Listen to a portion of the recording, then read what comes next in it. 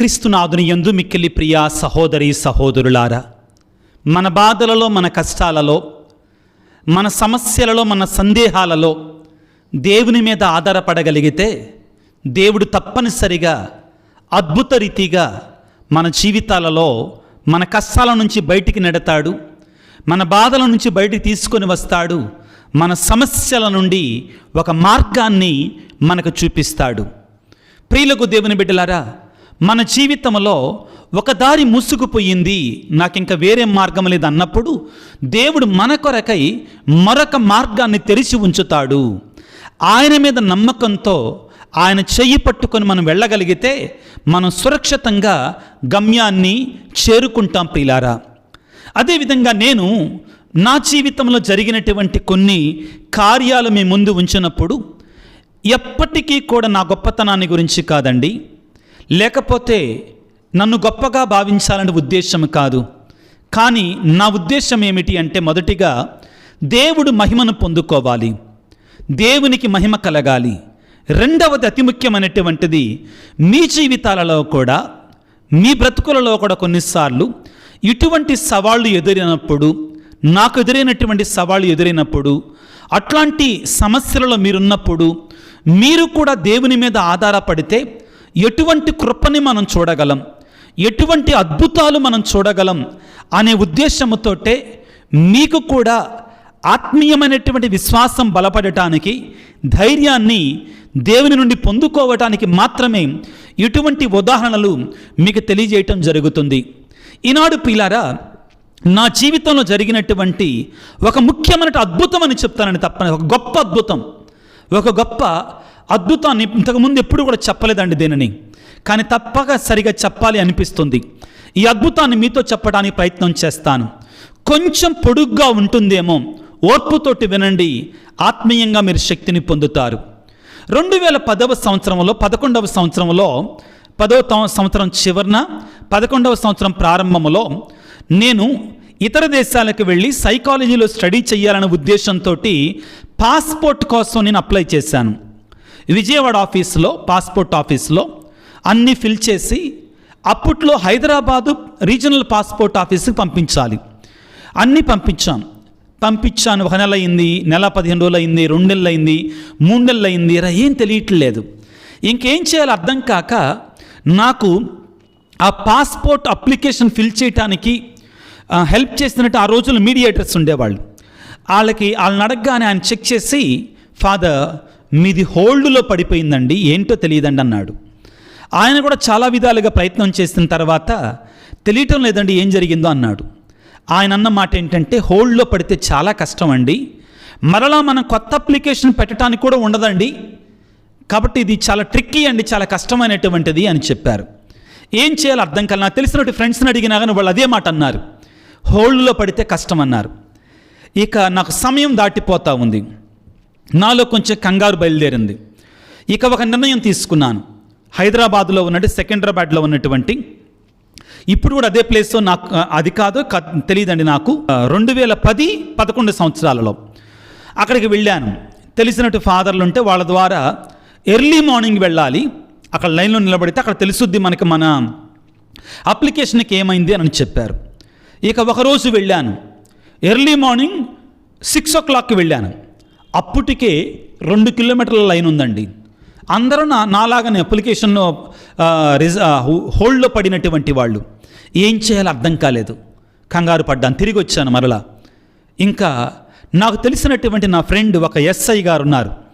SI గారికి phone చేస్తే, సరే విజయ్, నేను కొంతవరకు సహాయం చేయగలను, మాకు కూడా పర్మిషన్ ఉండదు, నా కానిస్టేబుల్ని పంపించి ఆ గేట్ దగ్గరికి నేను తీసుకొని వెళతారు, గేట్ లోపల పంపిస్తారు, అక్కడ కూడా చాలా స్టేజెస్ ఉంటాయి, ఆ తర్వాత నువ్వు చూసుకోవాలని చెప్పారు. నన్ను అదృష్టవశాత్తు ఆ పోలీసు వారు నన్ను ఆ గేట్ లోపల పంపించారు. గేటు బయట ఎంతమంది ఉన్నారో గేటు లోపల కూడా అంతేమంది ఉన్నారు. నాకైతే ఇంకేం చేయాలో అర్థం కాలేదు. అక్కడికి వెళ్ళిన తర్వాత ఎంక్వైరీ చేస్తే, ఏం లేదండి ఇక్కడ చేసేది, అక్కడ కొన్ని మెషిన్స్ ఉంటాయి, నీ అప్లికేషన్ నెంబర్ ఇస్తే నీ అప్లికేషన్ ఏం జరుగుతుందని చెప్తారన్నారు. అక్కడ టైప్ చేసినా కానీ ఇక్కడ కంప్యూటర్లో టైప్ చేస్తే ఏం జరిగిందో ఏమొచ్చిందో అదే వచ్చిందండి. ఏంటి? నీ అప్లికేషన్ హోల్డ్లో పడిపోయింది అని వచ్చింది. ఏం చేయాలో అర్థం కాలేదు. చాలా దిగాలుగా ఉన్నా. ఇంతమందిలో ఇది సాధ్యమేనా? ఒకవైపున నాలో అపనమ్మకం, మరోవైపున దేవుని మీద ఆధారపడటం. ప్రక్కకు వచ్చి ఇక ఒకటే మాట అనుకున్నాను, ఇది పేరు ప్రఖ్యాతులు పలుకుబడితోటి జరిగేది కాదు, నా యేసయ్య మాత్రమే చేయాలి. ఒక్క నిమిషం పాటు ఆ ప్రభువుని ధ్యానం చేసుకొని ప్రార్థన చేసుకున్నాను. దేవా, ఇది నా శక్తికి మించింది, ఇది జరిగేది కాదు, నీకు ఇష్టమైతే ఇది జరిపించయ్యా అని ప్రార్థన చేసుకున్నాను. ఆ విధంగా ప్రార్థన చేసుకుంటే అక్కడ నిలబడితే ఒక తల్లి నా ప్రక్క నుంచి ముందుగా వెళుతుంది. ఒంటరిగా ఉన్న నన్ను చూసి, ఏంటండి ఇక్కడ ఉన్నారు అని నా కళ్ళు ఇలా చూశారు. అనేసరికి చిన్న సమస్య వచ్చిందమ్మా, నా యొక్క పాస్పోర్ట్ అప్లికేషన్ హోల్డ్లో పడిపోయింది, ఏం చేయాలో తెలియట్లేదు అని అన్నారు. అన్న తర్వాత నిదానంగా నేను ఒక ఫాదర్ని అని చెప్పాను. వెంటనే ఆ తల్లి నిలబడి నాతోటి మాట్లాడింది. ఎక్కడి నుంచి వచ్చారు? విజయవాడ నుంచి వచ్చాను. ఏం చేస్తారు? ఫాదర్ని, ఇలాగా దైవ సేవలో ఉన్నాను. నేను కూడా ఒక క్రైస్తవరాలనేనండి అని చెప్పారు. చెప్పిన తర్వాత నేను కొంతవరకు సహాయం చేస్తానండి, ఇక్కడి నుంచి ఇక్కడ పని చేస్తాను, కమిషనర్ ఛాంబర్లో నేను పని చేస్తానండి, హెల్పర్గా క్లర్క్గా చేస్తానని చెప్పారు. సుమారుగా 50-55 సంవత్సరాల వయసు ఉంటుంది. ఆ తర్వాత నేను ఆ తల్లిని చూడలేదు. ఆ తల్లికి ధన్యవాదాలు. అయితే ప్రియులారా, ఆ తల్లి అన్నారు, ఇక్కడ నుంచి 3 స్టేజెస్ ఉంటాయండి, ఇక్కడ వేరే వైపున అక్కడ మనం మరలా అప్లికేషన్ ఇవ్వచ్చు, వాళ్ళు మరలా 3 రోజుల తర్వాత రమ్మంటారు. ఇవన్నీ కాదు, మీరు నాతో రండి, మీరు ఫాదర్ అంటున్నారు కదా, నాతో రండి.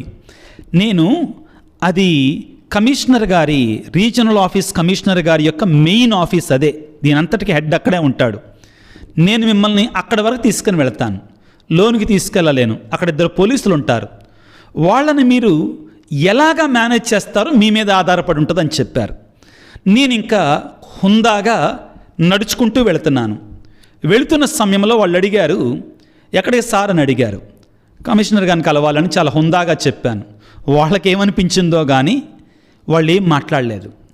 వెంటనే నేను లోపలికి వెళ్ళిపోయాను. కమిషనర్ అక్కడ కూర్చున్నారు, 1-2 క్లర్క్లు ఉన్నారు. సారు ఏదో పని చేసుకుంటూ తల పైకెత్తారు.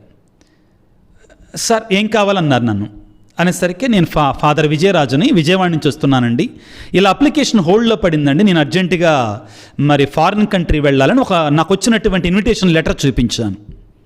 వెంటనే ఆయన ఒక క్లర్క్ని పిలిచి, అర్ధగంటలో ఫాదర్ గారి యొక్క అప్లికేషన్ నా టేబుల్ మీద ఉండాలి, ఏం జరగాలో అన్నాడు. ఏం జరిగిందో తెలియాలన్నారు. ఆ 30 గంట తర్వాత నా అప్లికేషన్ తీసుకొని వచ్చారు. వచ్చిన తర్వాత ఏం జరిగింది అంటే, పాస్పోర్ట్ ఆఫీస్ హైదరాబాద్ అనే రాసే బదులుగా డీడీ, ఆ రోజుల్లో డీడీ, నేను పాస్పోర్ట్ ఆఫీస్ విజయవాడ అని రాశామండి. నాకు తెలియదు అది. నాకు హెల్ప్ చేసినటువంటి మీడియేటర్ కూడా చూడలేదు అనుకుంటాండి అది. కాబట్టి తర్వాత తనను అడిగితే అక్కడ గుట్టలు ఆ హోల్డ్లో పడిపోయినట్టు అప్లికేషన్స్ ఉంటే వాటిల్లో వెతికి తెచ్చానండి అన్నాడు. నాకైతే షాక్ అయింది. వెంటనే ఆ కమిషనర్ గారే కలుగజేసుకొని, ఫాదర్ గారండి, మీ దగ్గర చెక్ ఉంటే ఇక్కడ ఈ అమౌంట్, అప్పట్లో 2000-3000 ఉండేదండి, తెలియదు, గుర్తులేదు, ఆ అమౌంట్ని రాసి మీరు పాస్పోర్ట్ ఆఫీస్ హైదరాబాద్ అని రాయండి అని చెప్పారు. చెక్ లేదు.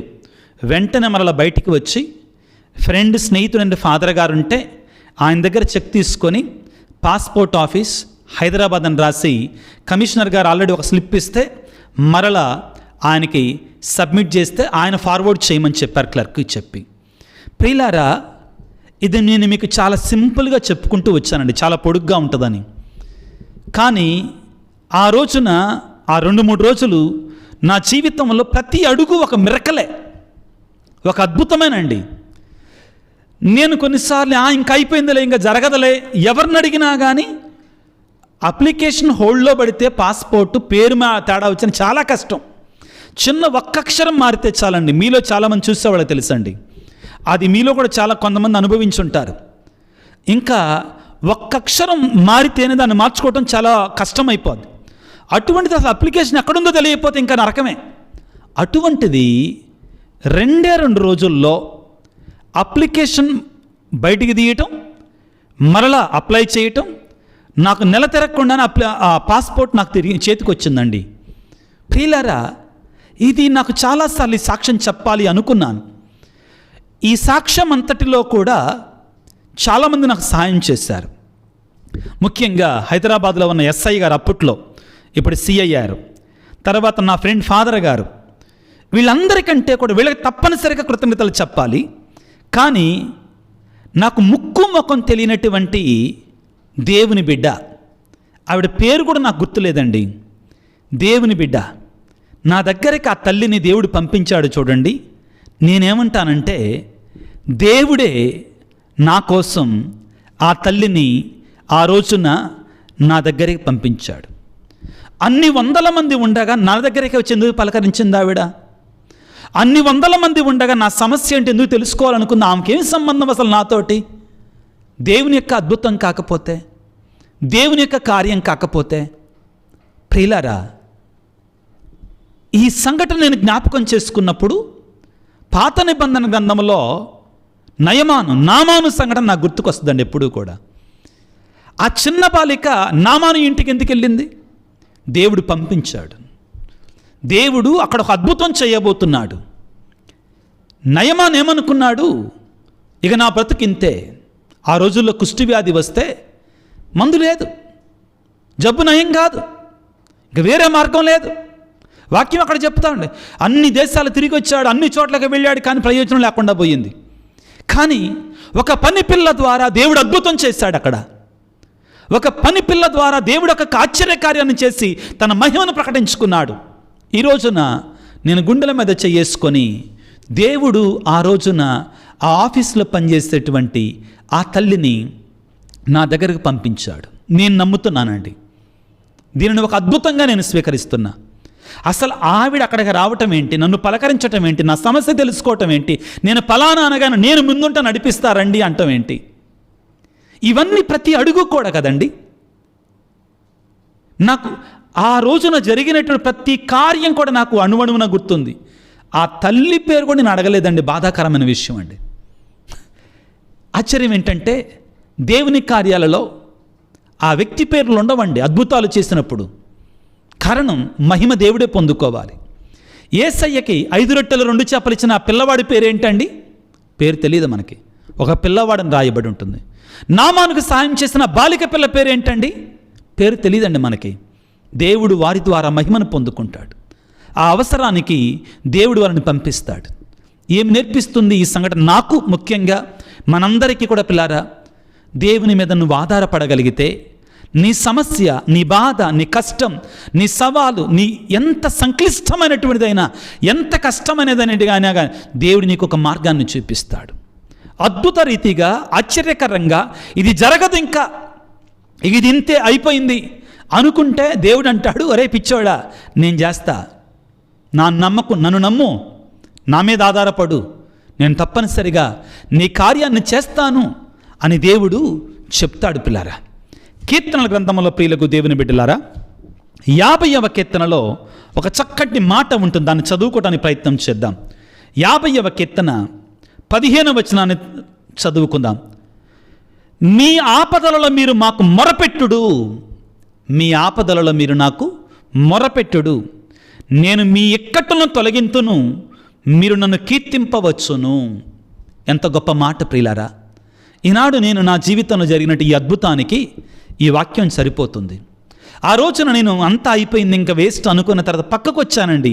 నేను ఏ విధంగా నిలబడ్డా ఆ రోజున నాకు బాగా గుర్తు. ఒకవైపున పరిపూర్ణమైన నిరుత్సాహం, మరొక వైపున దేవుడా ఇంకా నువ్వే చెయ్యి, ఏం చేసినా కానీ నువ్వు మాత్రమే చెయ్యాలి. మీ ఆపదలలో నాకు మొరపెట్టుడు, నేను మీ ఇక్కట్టులను తొలగింతును, మీరు నన్ను కీర్తింపవచ్చును. ఇది జరిగిందండి ఆ రోజున. ఆయన కీర్తి కొరకై, ఆయన నామ మహిమ కొరకై ఆ రోజున దేవుడు చేసుకున్నాడు. కీర్తన 34లో కూడా ఇదే వాక్యం మనం చదువుకుంటాం. ప్రియులకు దేవుని బిడ్డలారా, కీర్తన 34 17వ వచనాన్ని చదువుతున్నాను, జాగ్రత్తగా ఆలకించండి. ప్రభువు నీతిమంతులను ఒక కంట కనిపెట్టి ఉండును, వారి అంగలార్పులను, వారి ప్రార్థనను, వారి వేడుకలను ఆలకించును. ప్రభువు నీతిమంతులను కనిపెట్టుకొని ఉంటాడు. వారి ప్రార్థనలని, వారి అంగలార్పులని ఆయన వింటాడు, నెరవేరుస్తాడు తప్పనిసరిగా. ప్రియులకు దేవుని బిడ్డలారా, యెషయా గ్రంథము 41వ అధ్యాయము 10వ వచనము ఈ విధంగా సెలవిస్తుంది. ప్రియులారా, యెషయా గ్రంథము 41వ అధ్యాయం 10వ వచనములో దేవుని నమ్మిన బిడ్డలకి దేవుడు ఏ విధముగా తోడై ఉంటాడు, మన బాధలలో, మన కష్టాలలో, మన భయాలలో. ఏమంటాడండి? నీవు భయపడవలదు, నేను నీకు తోడై ఉందును, నీవు వెరవవద్దు, నేను నీకు దేవుడను, నేను నీకు బలమును వసగి నిన్ను ఆదుకుంటాను. ప్రియ దేవుని బిడ్డ, నీవు కూడా ఒకవేళ ఇటువంటి సమస్యలోనే ఉన్నావా? ఇటువంటి గందరగోళంలోనే ఉన్నావా? ఇది జరగదు, ఇది వేస్ట్, నా పని అయిపోయింది అనుకుంటున్నావా? ఈ ప్రయత్నం చేయటం వృధా అనుకుంటున్నావా? ఒక్కసారి నీ ప్రార్థనను ఆలకించే దేవుడికి మొరపెట్టి ప్రార్థన చేయి. దేవా, నీవే జరిపించాలయ్యా, నీవే నడిపించాలయ్యా, నీకు సమస్తము సాధ్యమే తండ్రి, నా చెయ్యి పట్టి నడిపించయ్యా. ఈ బాధ నుండి, ఈ కష్టం నుండి, ఈ సమస్య నుండి, ఈ సవాలు నుండి నన్ను నడిపించు తండ్రి అని ప్రార్థన చేయి. దేవుడికి ఒక అవకాశాన్ని ఇవ్వు బిడ్డ. దేవుడు అంటున్నాడు, యెషయా గ్రంథము 41వ అధ్యాయము 10వ వచనములో, నేను నీకు బలమును వసగి నిన్ను ఆదుకొంటాను. ఇదిగో 13వ వచనంలో, పిల్లరా, నేను దేవుడను, ప్రభుడనైన నేను నీకు బలమును ఇస్తాను, నువ్వు భయపడవలదు, నిన్ను ఆదుకొంటానని నీతో చెప్పుచున్నానని పలుకుతున్నాడు ప్రభు. ఆయన మాటలు నిరర్ధకము కానేరవు, ఆయన మాటలు నెరవేరబడతాయి తప్పనిసరిగా. మనల్ని ఆదుకుంటానని దేవుడు చెప్తున్నాడు. ప్రిలారా, ఆయన మీద భారం వేద్దాం.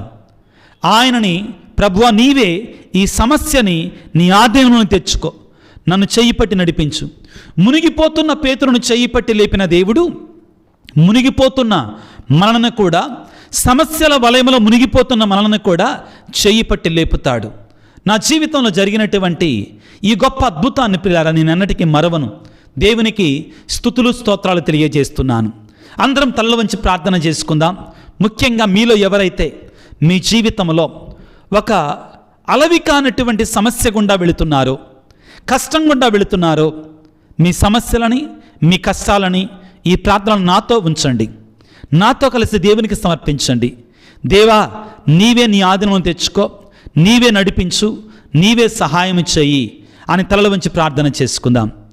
సర్వశక్తిమంతుడా, సర్వోన్నతుడా యేసు రాజా, నీకు స్తోత్రాలు. ఈనాడు నా జీవితంలో నువ్వు చేసినటువంటి ఒక గొప్ప అద్భుతాన్ని నీ బిడ్డలకు తెలియజేసి, నీ మహిమ, నీ ఘనత, నీ మహిమ కొరకే మాట్లాడుతున్న ఈ సమయంలో ప్రభుగా, నీవు నిన్ను నమ్మిన బిడ్డలను చెయ్యి విడిచే దేవుడవు కాదు. నీవు తోడుగా ఉండి ఆశ్చర్య కార్యాలు, అద్భుత కార్యాలను చేసేటువంటి దేవుడవు అని మాకు తెలియజేసినందుకు మీకు స్తోత్రాలు. ఓ యేసు రాజా, ప్రత్యేకంగా ఈనాడు ఎవరైతే బిడ్డలు ఈ వాక్య పరిచయలో పాల్గొని ఈ ప్రార్థన జరుగుతూ ఉండగా దారుణమైనటువంటి భయంకరమైన సమస్యల వలయం గుండా వెళుతూ, ఇక నా వల్ల కాదు దేవా నీవే నడిపించయ్యా అనే విశ్వాసంతో కలిసి ప్రార్థన చేస్తున్నారో వారితో కలిసి వారిని దీవించండి నాయన, వారిని ఆశీర్వదించండి, వారి తలంపులను స్వీకరించండి. అద్భుత రీతిగా, ఆశ్చర్యకరంగా వారి జీవితంలో కార్యాన్ని జరిపించండి తండ్రి. నీ కృప, నీ దీవెన, నీ ఆశీర్వాదం, నీ అద్భుతాలను ప్రభువా మా జీవితాలను నెరవేర్చండి. ఇదిగో ఇర్మియా గ్రంథం 33వ అధ్యాయం 3వ వచనంలో, నీవు నన్ను పిలుతువేని, నీవు నాకు ప్రార్థన చేస్తే నీ మొర నేను ఆలకిస్తానంటున్నావు. అవును తండ్రి, ఆలకించయ్యా. నీ బిడ్డల మొరను ఆలకించండి. వారి సమస్యల నుండి బయటపడవేయండి. వారి యొక్క కష్టాల నుంచి బయటికి తీసుకురండి. వారికి ఇది కాదు అన్నదానని మీరు జరిపించి అద్భుతంగా వారి ముందు ఉంచమని, దీవించమని వేడుకొనిచున్నాం. మరొక్కసారి ప్రభువా, ఈ యొక్క వాక్య పరిచయలో పాల్గొంటూ అనారోగ్యంతో బాధపడుతున్న ప్రతి బిడ్డను కూడా దీవించి స్వస్థపరచండి. వివిధ తలంపులతో, ఉద్దేశాలతో మా కొరకే ప్రార్థించండి అనుకున్నటువంటి వీళ్ళందరినీ కూడా దీవించి ఆశ్రయించి కాపాడి నడిపించమని మనాదురైన క్రీస్తు ద్వారా వేడుకొనిచున్నాము తండ్రి, ఆమెన్. ప్రభువు మీతో ఉందరుగాక, మీ ఆత్మతో ఉందరుగాక. సర్వశక్తి గల సర్వేశ్వరుడు పిత, పుత్ర, పవిత్రాత్మ మిమ్ము మీ కుటుంబాలను చల్లగా దీవించి ఆశీర్వదించి కాపాడుదురుగాక. God bless you. దేవుడు మిమ్ము దీవించుగాక. ఆమేన్.